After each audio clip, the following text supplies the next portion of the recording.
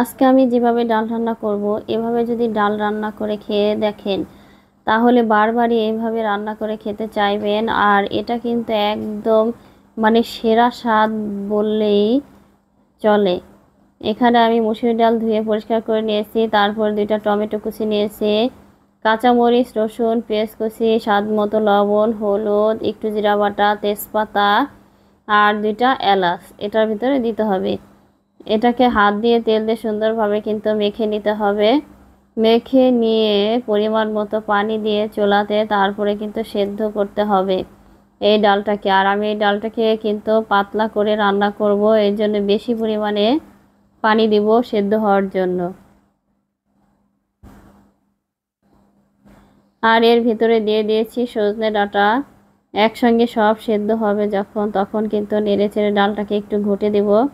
আর ঘোটা হয়ে গেলে তারপরে কিন্তু আমি পানি দেব। দেখতেই পারছেন টমেটোগুলা কিন্তু সেদ্ধ হয়ে গেছে, একই সঙ্গে একদম সব কিছু মিক্সড হয়ে গেছে। আর সজনে ডাঁটাগুলাকে আমি আগে থেকে উঠিয়ে রেখেছিলাম হালকা সেদ্ধ হওয়ার পর। যখন পানি দেব তখন কিন্তু ডাঁটাগুলাকে এর মধ্যে দিয়ে দেব, কারণ এই ডালের সঙ্গে ডাঁটা যদি একসঙ্গে আমি ঘুটে নিতাম তাহলে কিন্তু একদম মিশে যাবে।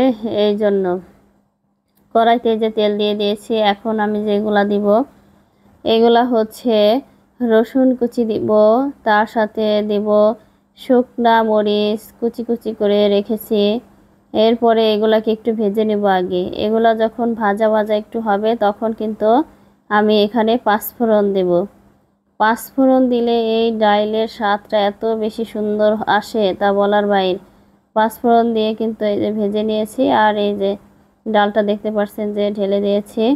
কালারটা মাশাআল্লাহ এত সুন্দর, খেতে কিন্তু দুর্দান্ত ছিল, সেই স্বাদ হয়েছে। এখন কিন্তু একটু বলক উঠলেই ডালটাকে আমি নামিয়ে ফেলবো। ডালের কালার দেখলেই বুঝতে পারবেন যে মাশাআল্লাহ কতটা ইয়ামি হয়েছে ডালটা, সেই স্বাদ ছিল।